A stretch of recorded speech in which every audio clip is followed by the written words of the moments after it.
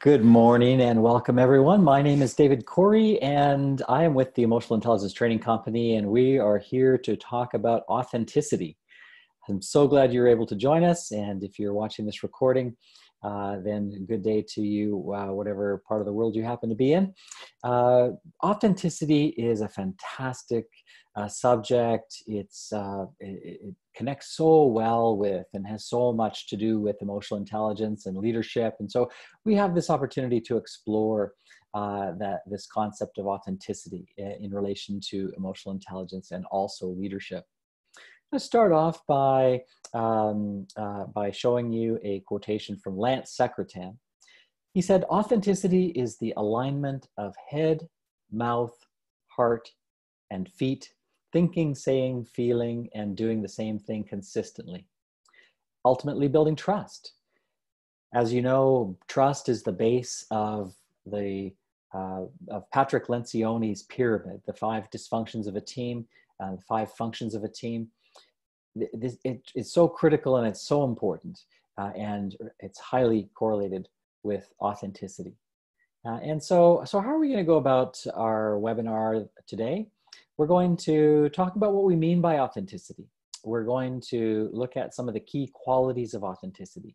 We'll look at how authenticity is related to leadership, and we'll look at some of the most important EI competencies when it comes to authenticity.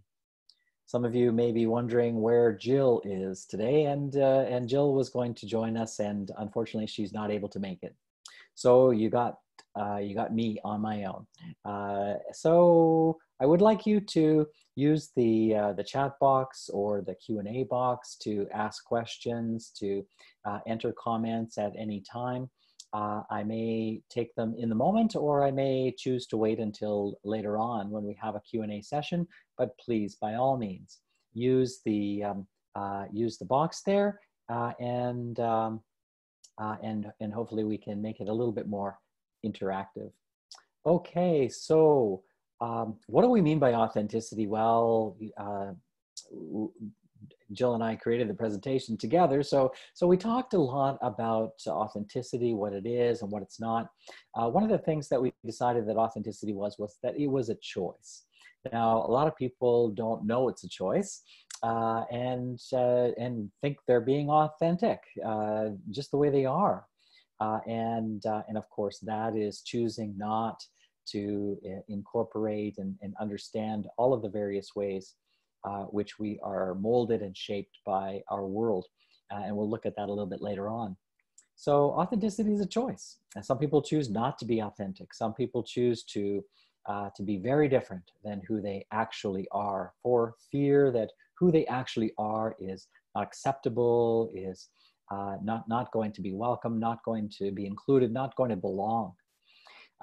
We got this term self-authoring from Herminia Ibarra and her TED Talk on authenticity, which we've included some of her ideas in here. But she talked about the idea of the root of the word authenticity coming from this Greek word, which ultimately meant self-authoring.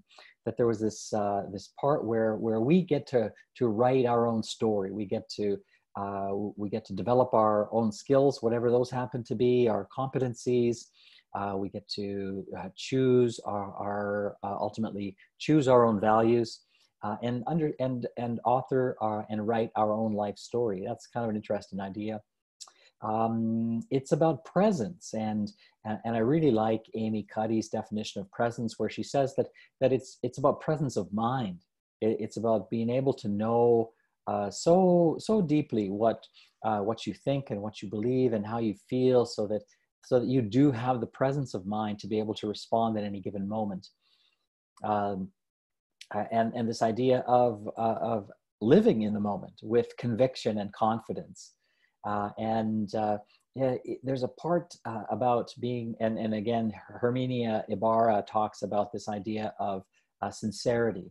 what is sincere, and she talks about the root of the word sincere meaning having no wax. So so there were sculptors in ancient Greece apparently that used wax to cover up defects, and there were the ones that went waxless. So no wax, just the genuine article.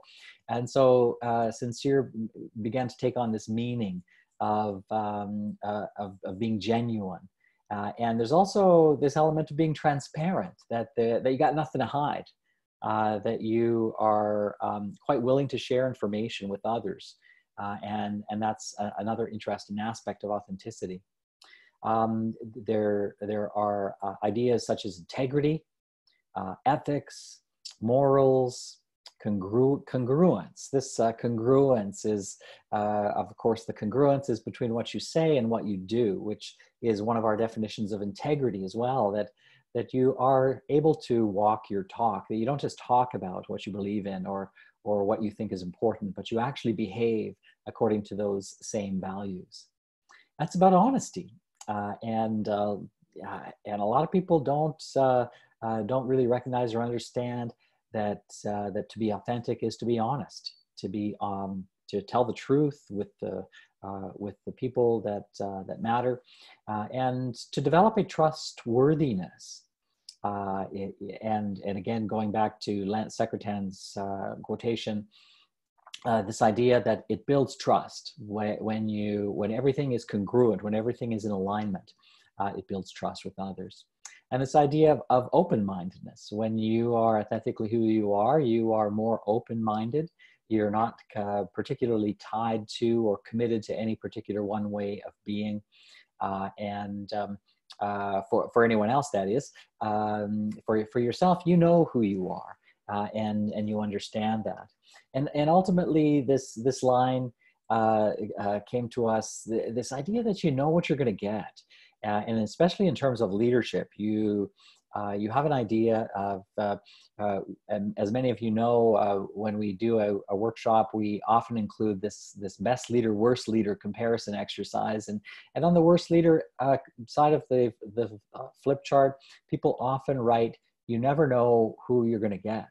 It's like, who's coming to work today? Who are they going to be? They seem to be so influenced and so driven by their mood or by their emotions without any control over that situation. So that they are very mercurial.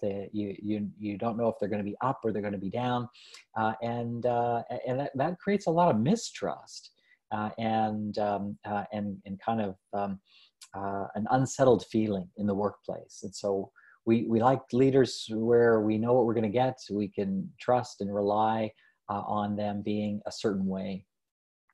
We also talked about what emotional intelligence is, or sorry, what authenticity is not. And authenticity is not about oversharing intimate or personal details.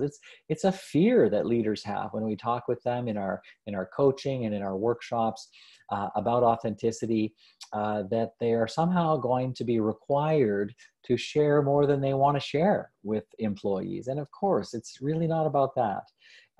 It's not about oversharing intimate or personal details. I've got a question, and the question is, will the copies of the slides be available to attendees?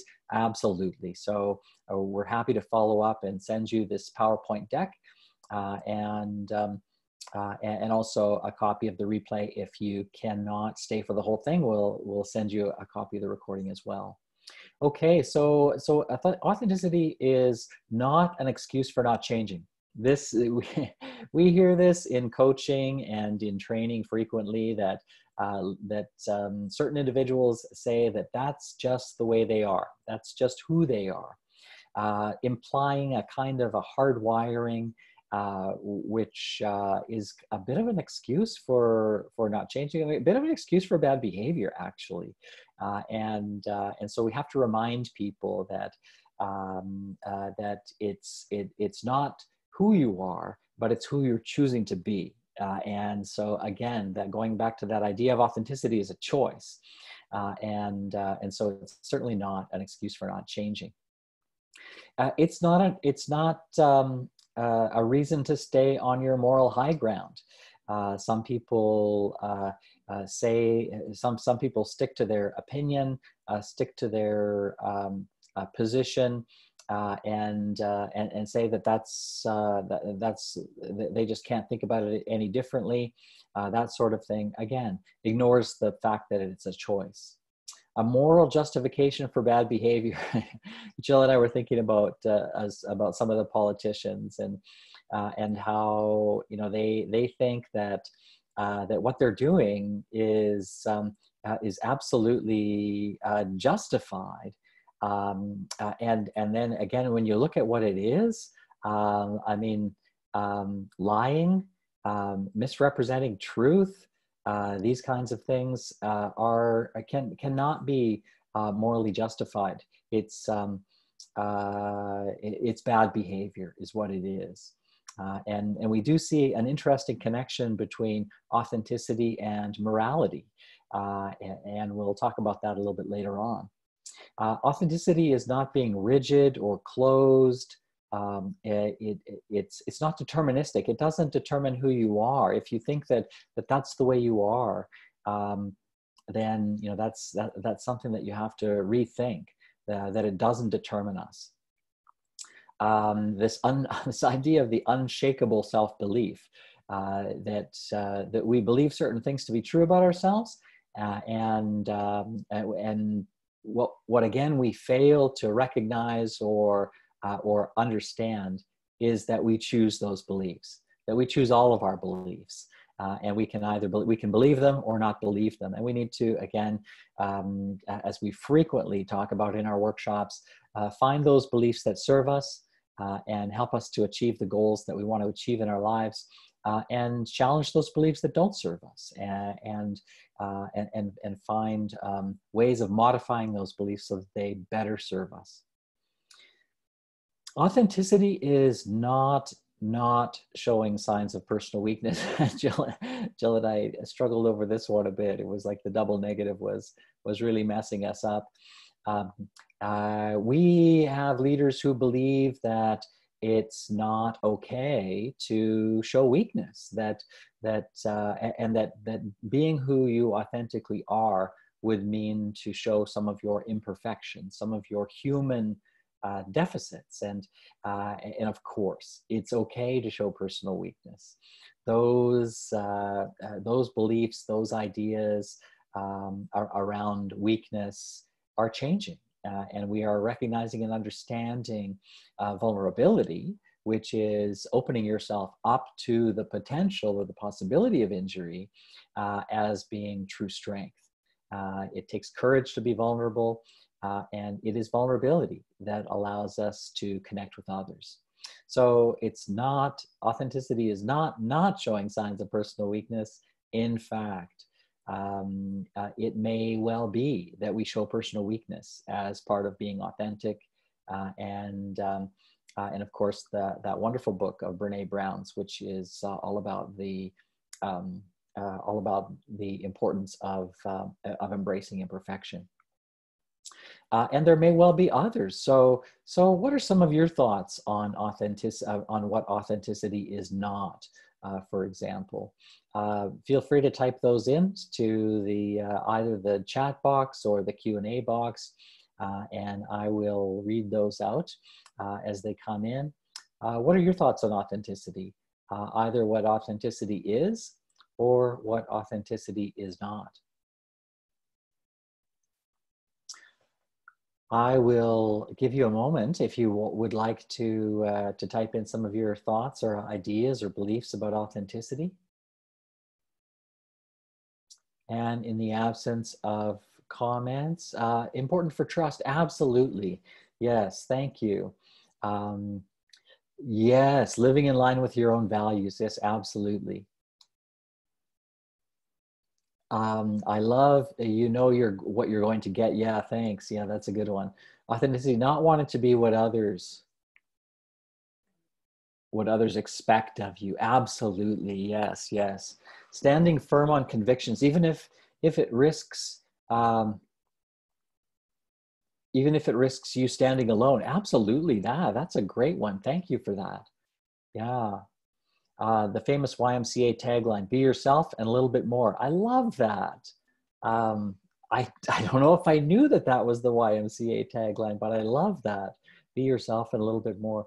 Showing your true character and not living in a persona. Absolutely. Yeah. Yeah. And on that note, I'm just gonna go ahead a slide because I think that it's, thank you so much for those, everybody who wrote in. So as Herminia Ibarra says, which self? So it is about being true to self, but which self? She talks about the idea of showing up with your whole heart, even if it means revealing more emotion than is comfortable. Absolutely. These are all great. Thank you so much, everyone. Yeah, revealing more than is comfortable. Absolutely. That's a risk that we take. And when we make ourselves vulnerable in that way. Yes, another question about possible to have a copy of the presentation. Absolutely. Yep, we're happy to send that to you. We'll send that to everybody who registered. And so this idea, going back to this idea of which self, Herminia Ibarra says, is it the aspirational self? Is that who we aspire to be, who we want to be, who we desire to be? Is it who we currently are? Is it, as Carl Jung wrote about, is it our more conscious persona or our less conscious persona? And I think that someone already commented on that. You know, true character would be our less conscious persona, and you know, our more conscious persona, who we choose to show up as in the various aspects of our lives, at work, at home, with our friends. Who do we choose to show up as? And that idea of choosing to show up, and certainly we all do to a certain extent or another, is who do we think the moment warrants, the moment wants, who do we think our work wants us to be, needs us to be? And to be sure, there's a bit of showing up in a certain way. And again, as we know and understand more about authenticity, we realize how much of a stretch that is or how little of a stretch that is. Then there's the society's idea of self. Who does society want you to be? What kind of car does society want you to drive? What kind of house or home does society want you to live in? And how much do you go along with that?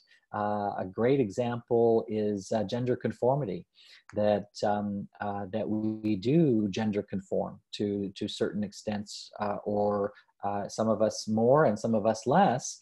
But it is interesting to think about how we are influenced and how we are biased by our socialization, by our upbringing, by our culture, by our ethnic background, by our socioeconomic status, etc.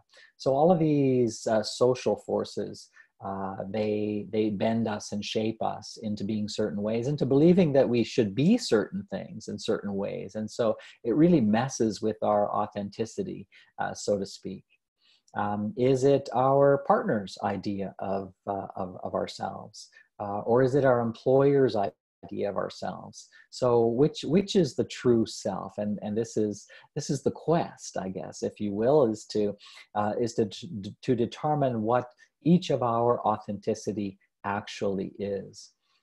And Jill uses this slide in the Heart and Science of Leadership for Women, where they actually talk about, and you may recognize the photograph of the character from the Drew Carey show, but this idea of who are you expected to be at work?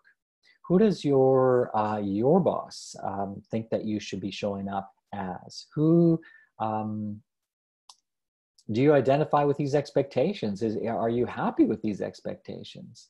What is your armor? That is, you know, what do you wear? What do you, how do you behave, or how do you act in order to protect possibly what is more authentic? And then what are the risks in taking off your armor? You probably are familiar with the wonderful video of Tracy Spicer, who stands up on the stage in her, I think it's a TED Talk, where she stands up on the stage and she starts taking off her makeup and starts, you know, she spritzes her hair with water to make all the curls go flat, and then she gradually takes off all of take the layers, the armor that she chooses, or that she feels like she needs to choose to show up at work as a television anchor in Australia. And so you know, there are all these things that we do, these ways that we try to cover up some of perhaps our authenticity in favor of showing up in a way that we think we need to be. And so it is our interesting, unique challenge for each one of us to consider that. So again, armor are the suits and ties that we men sometimes wear. It's the dresses and the makeup that women sometimes wear. And again, what is the who is authentically you, and where's that authenticity underneath that? So let's make the connection now with leadership. And again, going back to Herminia Ibarra, she talks about the number of times authenticity appears in business literature, and shows the increase over the years. So if you want to if you want to watch this video, it's definitely worth watching. I've got the URL there on YouTube. She also talks about the fact that in 1 year, there were 20,000 books on authenticity on Amazon. And she also determined that there were about 4 million workshops available online that you could take in order to find out more about who you really are, more about the self, basically on authenticity. So all of this is fascinating and interesting, and leads us to ask more questions about authenticity and leadership. And so let's take a look at what we think that authentic leaders do. Well, we think that authentic leaders are guided by values, as was pointed out earlier by one of you. Yeah, living in line with your own values. And so we've got this wonderful idea of leaders being guided by values and willing to share with team. So so there's, again, that transparency, willing to share.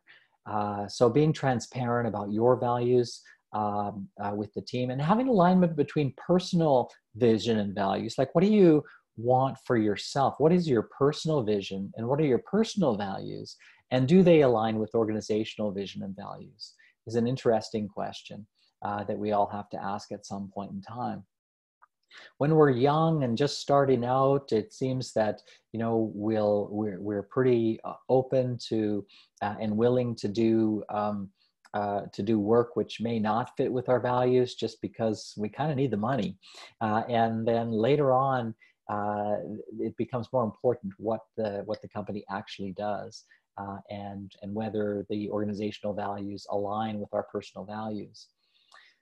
Then we've got this idea of leaders who are open, act and speak with congruence, as we talked about previously, who are willing to share who they are and what they think and believe, and express vulnerability, are viewed as trustworthy and respected. Again, that aligns perfectly with Lance Secretan's quotation and many, many other leadership authors over the decades. This idea of willing to share who they are is interesting and fascinating. And it's kind of a nice segue into aligning this conversation about authenticity with our model of EQ. So this, for those of you who have not seen this model before, is the model of emotional intelligence, which is one of the 3 leading models of emotional intelligence in the world. The other two, and this just comes from a lot of the psychology literature. The other two are the Goleman model and the Mayer-Salovey model. But this model is sometimes referred to as the Baron model. It's now the MHS model, MHS being the Canadian publishing company that published the first scientifically validated assessment for emotional intelligence back in 1997. And this is the updated model. So this is the, technically, I guess it's the MHS model of emotional intelligence based on the original work of Dr. Reuven Bar-On. So what we've got here is we've got this concept of emotional intelligence at the center and 15 different skills and competencies related to emotional intelligence divided up into 5 composite scales or composite areas. In the outer ring, we have outcomes of having adequate or sufficient competency level in these 15 competencies. And so what we're going to do today is we're going to show you and talk about a leadership model which is built into the leadership report for the EQI. Here is that leadership model. It's authenticity, coaching, insight, and innovation. And Jill and I have already done a webinar on coaching, and we're happy to share that, the link to that with everybody who's registered today as well, just in case you want to watch that one. We'll send that out later today.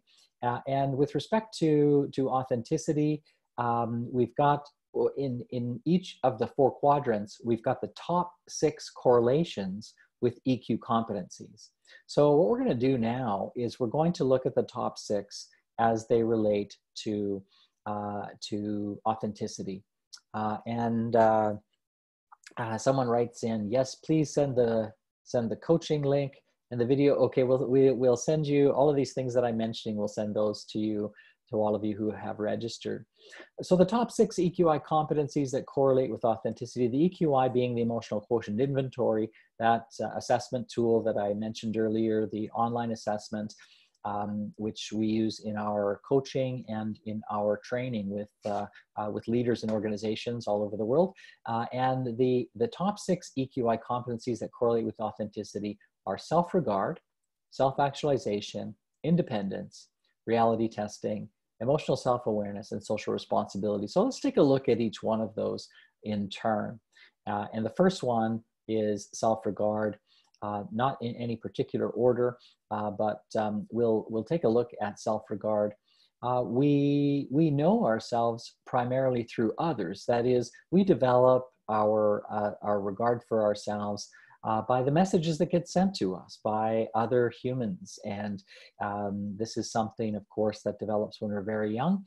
And over the course of our lives, there are messages that get sent to us that we believe and become part of how we regard ourselves.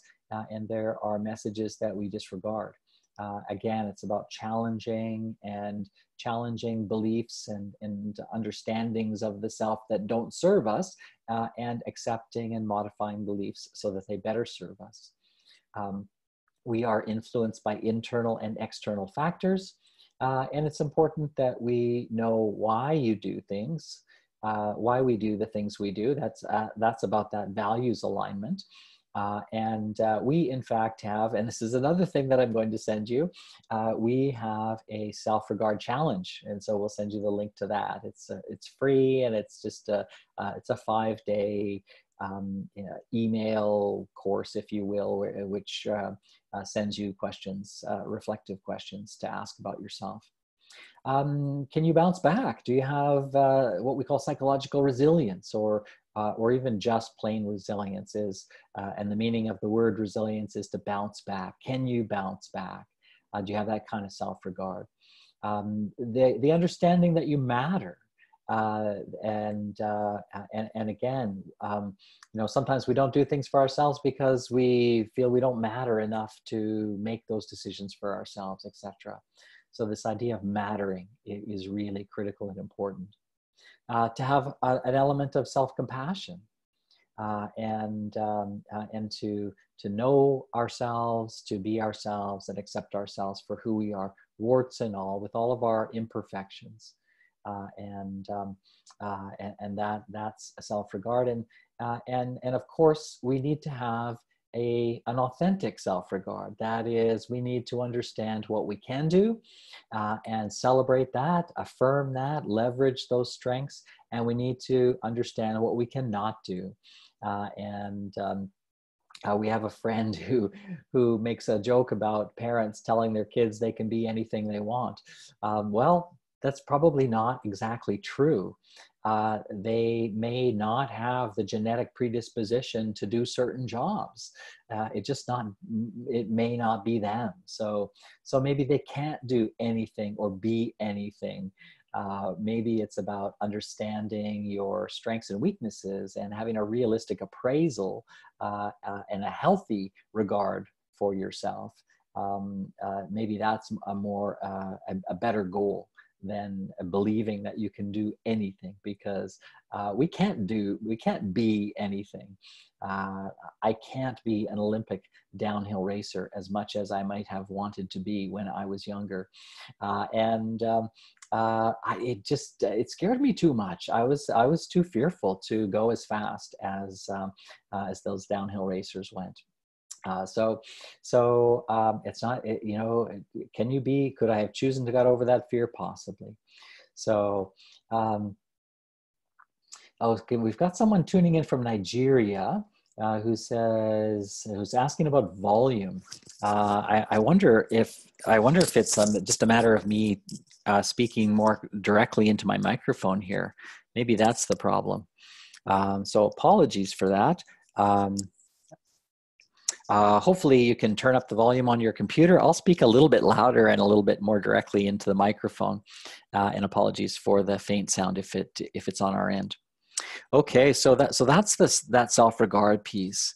Now, self-actualization is, interestingly, in all 4 dimensions of transformational leadership. Just to quickly go back to this slide for a moment, this model with authenticity, coaching, insight, and innovation is a model of transformational leadership that the leadership report is based upon.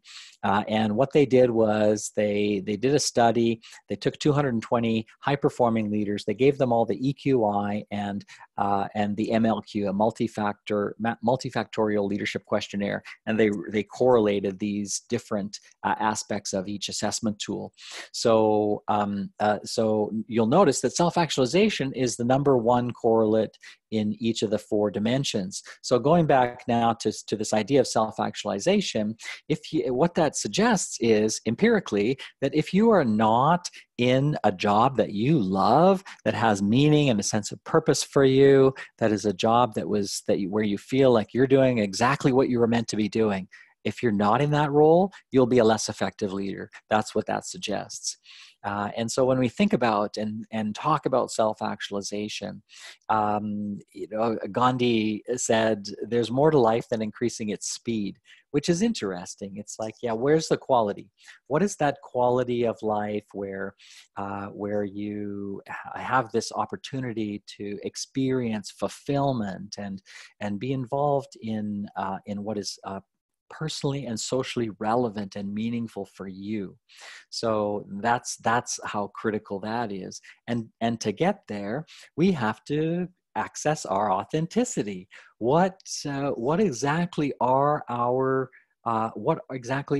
your personal values? Do you get to live your values in the work that you do? And so to find that alignment, to find where our personal values match organizational values or the work that we do is going to be very important for us moving forward. So that's the self-actualization piece. And when we talk about self-actualization in workshops and courses, we really need to tap into values. And we ask questions like, what is your soul hunger for? What did you used to dream of? And somehow, for whatever reason, that dream seems to have gone by the wayside. What did you used to do that you love to do, that gave you a sense of purpose and meaning? And what are you doing that is creating meaning and purpose in your life, at home, at work, etc.?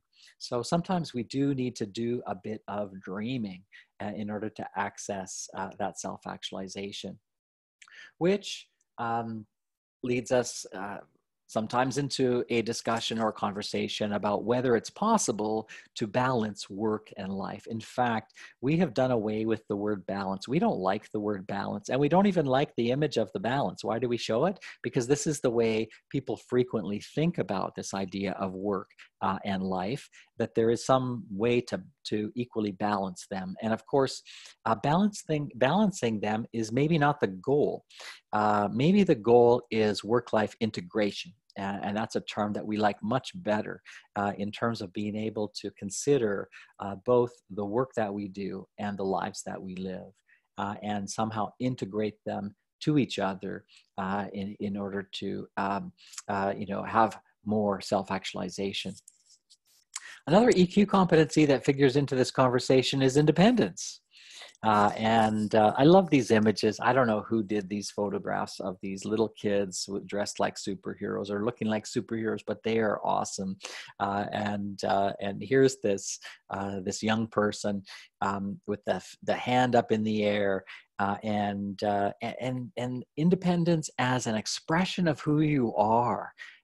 Independence, for those of you who are familiar with the model of EQ that we use, is in the self-expression composite area.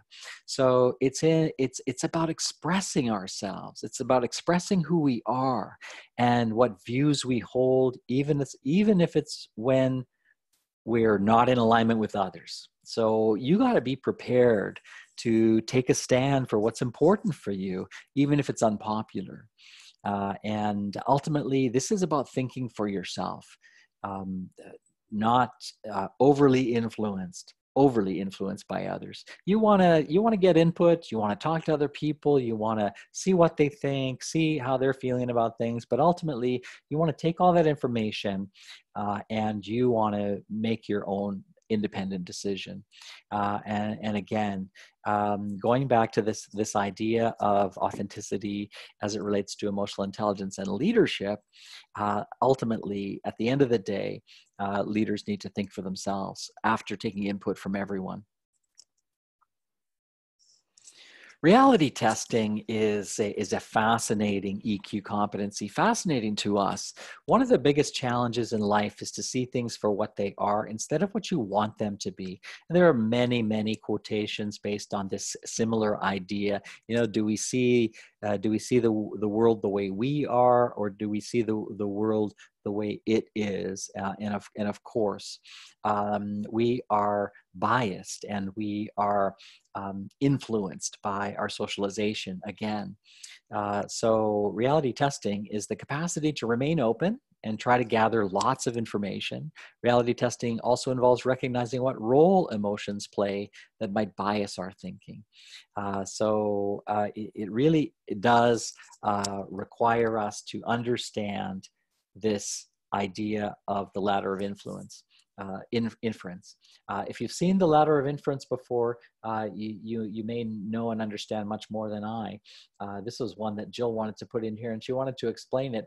And it starts with the reality and with reality and facts. And again, we just talked about reality and the fact that each one of us has our own perception of reality. So there are different realities based on our perceptions, but there are facts, hopefully, at one level. But then there's this idea of selected reality. So which perception do we select? Which reality do we prefer? And then how do we interpret that perception? And then what are the assumptions? What conclusions do we make? What beliefs do we hold as a result? And ultimately, what actions do we take? So this is a method of testing our reality, is by understanding more about the inputs of information and challenging them. And I like to talk about the Greek philosophers, the skeptics who started the ball rolling in the whole area of critical thinking. These were Socrates and Plato and Aristotle. And there may have been many others, but these are the ones that we know, and these are the ones that we've heard of. And they collectively refer to them as the skeptics. So we need to be skeptics. We need to question more. We need to say, why does that belief exist? We need to say, who came up with that rule? Who came up with that guideline or policy, and why? And maybe times have changed. And this is an area that gets our society in a lot of trouble. Is the answer why we're doing things because that's the way we've always done them. Society's changing, people change, things are different. We need to keep up with the times. And people make reference to notions that came up you know, thousands of years ago, and that was then, and this is now, and so we need to try to accommodate for what's and again do lots of reality testing around our ideas and our beliefs and our thoughts. So ultimately, with reality testing, the question that we encourage people to ask is, what if I'm wrong? What if I'm wrong about my first perception? What if I'm wrong about the way that I'm looking at this, the way that I'm thinking about it, checking it out with others, looking for evidence, and certainly looking for possibly testing out our ideas. Emotional self-awareness is required for navigating and leveraging emotions, and interestingly, very few of us adults actually took a course on understanding our emotions when we were young. I think it's happening now in pockets in various schools and with various teachers and various administrators who have an interest in emotional intelligence and bringing this information into schools. They're starting to teach kids more about emotions, but there's many of us who never took a course on that. And so sometimes sort of navigating and leveraging and understanding what to do with our emotions is challenging. Part of emotional self-awareness is knowing why you react the way you do. What is it about that certain hot button or a situation that causes such extreme emotions in us? And how do we apply consequential thinking to our emotions?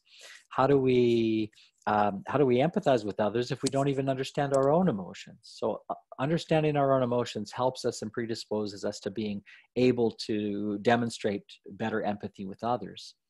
How do we engage and connect with others in meaningful ways? That's purely emotional.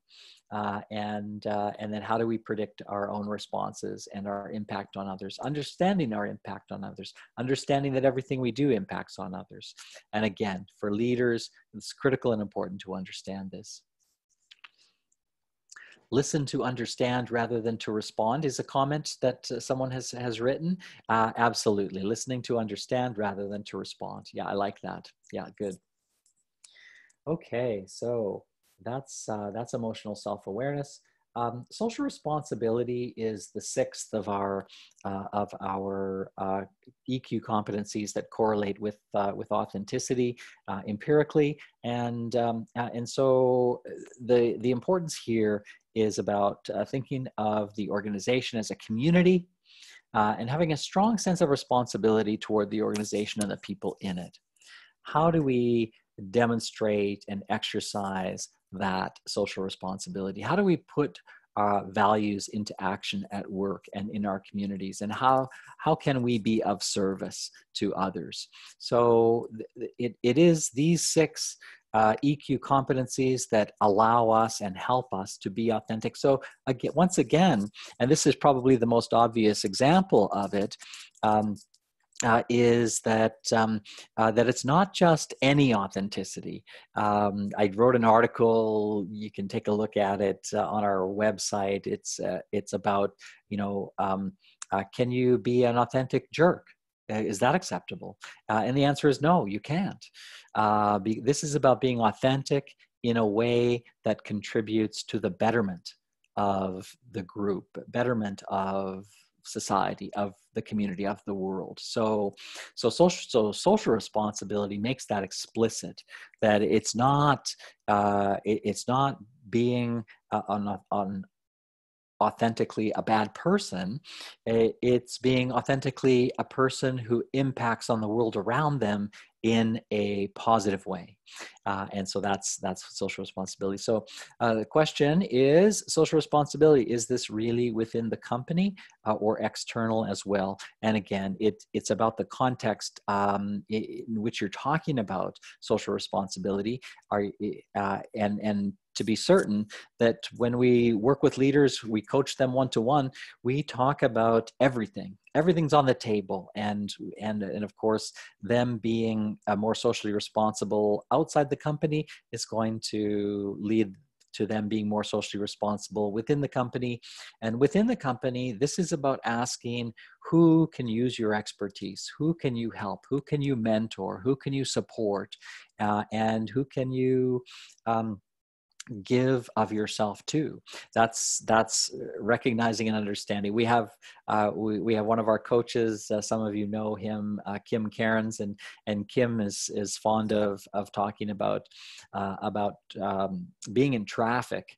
And if only people understood more about social responsibility, there'd be less accidents on the road, because we would be cooperating more with each other and helping each other to get to our destinations, rather than feeling like our destination is the most important one.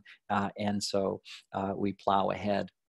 Another comment here, glad you said it includes social responsibility. I have people challenge me that Trump is authentic as he is being himself. What you see is what you get. Yeah, Trump is an interesting character, and yes, some people may say that he's being authentic, and perhaps he is, but that's not the authenticity that we talk about in terms of leadership, and the reason is, again, that and certainly this could be debatable in terms of whose values we're talking about, because for some, they would say that what he's doing is making things better, but for others of us who believe that he's actually making things worse, believe that that's not part of authenticity. So. Again, if authenticity is about honesty, I think that we would see a lot more transparency and honesty with respect to certain people's or certain leaders' authenticity, that would make us more comfortable around the idea of them being authentically who they are. Okay, so I'd like to open it up for questions. You know, we frequently talk about, you know, what can you do to improve your authenticity? We usually have a slide that has a bit of a list of things. What I would say in summary is that there are a couple of free tools that we'd love to offer you, one of which is the self-regard challenge, and the other which is the values challenge.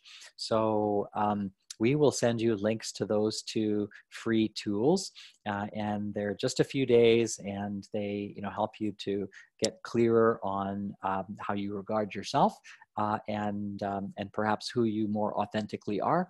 And then with respect to the values challenge, a series of questions about values, about your values, to help you to pinpoint your own personal core values, so which is an exercise that we frequently use in our workshops and courses and in our coaching with individuals, because it's important that each one of us understands more about what we value and what our core values are, and ensuring that we are making decisions based on those core values, that we are behaving and acting according to those core values, so that we can be authentically who we are. Okay, so what questions do you have? Feel free to type those into the Q&A box and or the chat box, and I would love to take those questions now. Okay, so people have said, yes, please send the tools, appreciate it, which we're happy to do that. And in terms of questions, some people's, one of the frequent questions that we get is, how do I sell my manager on being more interested in these kinds of things that we're talking about here? You know, we get the idea that our company is financially successful, our company is doing well. Why would management be interested in learning more about authenticity or learning more about emotional intelligence? And the answer to that question really has to do with understanding the negative impact of certain practices. So in the absence of emotional intelligence training and having leaders who are less authentic, there must be some sort of negative impact that that's causing or creating. And so, so there, and someone just wrote in a question about a blue collar environment. So feels like authenticity is a hard sell with blue collar business owners. The negative impact, yes, and yeah, we need to help people to realize or understand that things like unmanaged conflict is a negative impact. Things like lack of creating a work environment that attracts top talent, that's a negative impact. Things like a lack of employee engagement, so that is a negative impact. Things like retention issues, when you continually lose people, people aren't staying, they're looking for work elsewhere. That's a negative impact. So it's understanding those negative impacts, and that those negative impacts costs that organization money. So a lot of people understand money at some level. Even if they're doing well, they might be interested in doing better. So I guess that's what that's about there. Let's see, what else do we have? Is authenticity the primary component of emotional intelligence and mandatory to have from a great leader? How to build authenticity. So to answer the first question about authenticity being a primary component of emotional intelligence, it's actually one dimension of the four-dimensional model of transformational leadership that's in the leadership report for the EQI. So it is, and we showed that model in kind of a wheel as four quadrants. But if I could actually draw the model, I would draw more like maybe it might even be like a pyramid, but authenticity would be the base. Just like trust is the base of the pyramid for the 5 dysfunctions of a team, I think authenticity is the base of a model of transformational leadership. That without authenticity, we're always wondering, we're always a bit mistrustful when people are not being who they really are, when they're trying to be who they think they need to be. Then we just don't have that same level of trust. So authenticity and trust go together hand in hand, and so it is an important component. It's an important aspiration, and emotional intelligence is the way to get to authenticity. So how to build authenticity is to build your EQ skills. So to build those 6 things that we just talked about: the emotional self-awareness, the self-regard, the self-actualization, the independence. These are the things that we need to build in order to build and understand better our own authenticity, who we really are in the absence of influence from the outside, who we have ultimately decided to be as a result of the influences that have influenced our socialization. So it's a complex undertaking to discover our authenticity, but I believe it's possible, and we can all engage in that activity. So what other questions do you have before we come to the end of our webinar for today? Please just type them in there and we'll get to them. Again, going back to the challenge, I just had this challenge again the other day. Is our company is really a successful company, and so how to introduce or talk about this idea of a leadership development when really our leaders do all the technical things that are required in order for us to be financially successful, and again, it's going back to the idea of what are those pain points? What are those things that are still not where people want them to be? And then we need to position emotional intelligence training and development in light of helping companies, helping leaders, helping individuals to get closer to their aspirations for themselves. So someone writes, thank you for providing this insight into EI and the tools. I'm interested in knowing more about EI and how I can better my skills as a leader. Excellent, that's great. Thank you for that. Again, we'll be sending out more information, and if there are no more questions, then I think we'll wrap up.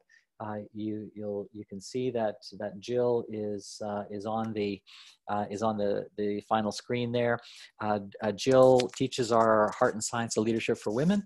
We have a course in 2 weeks in Vancouver. If you want to come, we'd love to see you there. There's still some spaces available if you want to join us. And by all means, check out our website for all of our various courses and programs, including the certification course and our leadership courses. Okay, so if there are no more questions, and it looks like there are no more questions for now. Oh, a couple more questions, so we'll take those. We still have a few minutes before the end of the hour. So you said authenticity is a choice, but after listening to all you have said, is it right to say it's not a choice, but a must? Yeah, that's a really good question. Is it right to say it's not a choice, but a must? Yeah, I'd say it's a must. Absolutely. And I'd say that many people never discover their authenticity. Many people continue to choose to be who they think the world needs them to be, their family needs them to be, their employer needs them to be, their culture needs them to be, and never actually discover their authenticity. So thank you so much. You're interested to explore EI more? Excellent. That's fantastic. Another question here. What is the line of separation between self-regard and pride, or an inflated view of self? Interesting question. The line of separation between self-regard and pride. Well, you know, it is interesting that we want people to feel pride. We want you to acknowledge and we want you to appreciate your accomplishments and who you are and what you can do. We want you to be proud of that, but we don't want you to be too proud. And that's what you're talking about with the inflated view of self, where you are too proud. And of course, that comes across as arrogant and has a negative impact on others. And we have to be careful of that. And we have to use our reality testing skills. So again, we need to be mindful, and we need to sort of see how our behavior is impacting on others, and then try to have just the right amount of pride that's associated with a healthy self-regard, and not an overly inflated view of self. Thank you for that question. Okay, so let's see. Are there any other questions here at all? And there are not. So I'm going to stop there and say thank you so much for joining us today. We're going to be sending everyone who registered, we're going to be sending you information related to what we talked about today. And if there's anything that I forget to send you, by all means, be in touch with us, ask us your questions, connect with us, schedule a discussion. We want to talk about how emotional intelligence and concepts like authenticity can help you and your organization to be all that you want to be. Thank you so much, everyone. I'm going to end the webinar now. Thank you for joining us.